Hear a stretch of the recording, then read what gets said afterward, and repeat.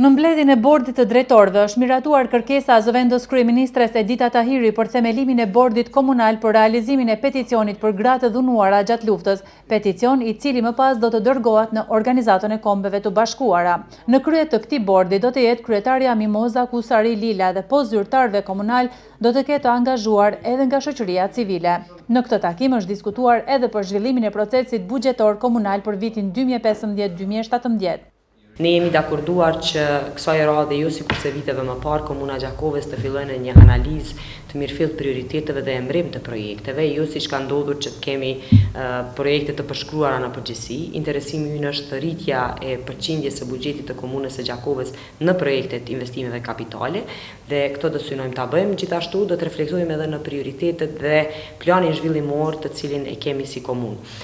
Rrjedhimisht ne përveç obligimet dhënë drejtorëve që të fillon përgatitjen e projekteve për vitin 2015, gjithashtu do të bëjmë një ndërlidhje të këtyre projekteve në përdrejtoritë përkatëse. Do të thotë që funksionimi i Komunës së Gjakovës të shihet nga vizioni dhe strategjia zhvillimore dhe pastaj projektet të shpërndahen në përdrejtori dhe jo nga drejtoritë të dërgohen drejt në zyre të buxhetit.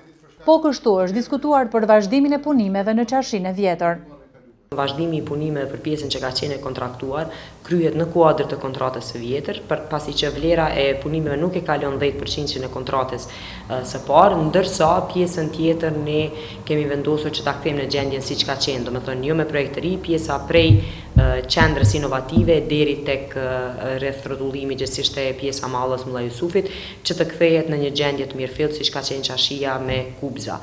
Në mbledhjen e bordit të drejtorëve është folur edhe për rregullimin e urave, ku një ndihmë do të jepet edhe nga Ministria e Infrastrukturës. Kemi bërë vlerësimin, tashmë projekti detaj është kry dhe ky projekt do të përcillet tek Ministria e Infrastrukturës. Do të thotë, është bërë projekti detajuar i cili parashet diku vlerën 69.000 euro riparim të urave në komunën e Gjakovës, sa do të përcillen tek drejtoria për menaxhimin e urave në kuadër të Ministrisë së Infrastrukturës. Është miratuar edhe finalizimi i projektit për penda në fshatin Rrypaj, e cila ka mbetur edhe 17% e sipërfaqes për të përmbyllur si projekt. Për këtë qëllim është miratuar edhe vlera në shumën prej 10.589 euro. Po ashtu është miratuar edhe kërkesa tjetër e Drejtorisë së Bujqësisë për subvencionimin e laktofrizit për qendrën grumbulluese të Qumshtit në fshatin Korenic.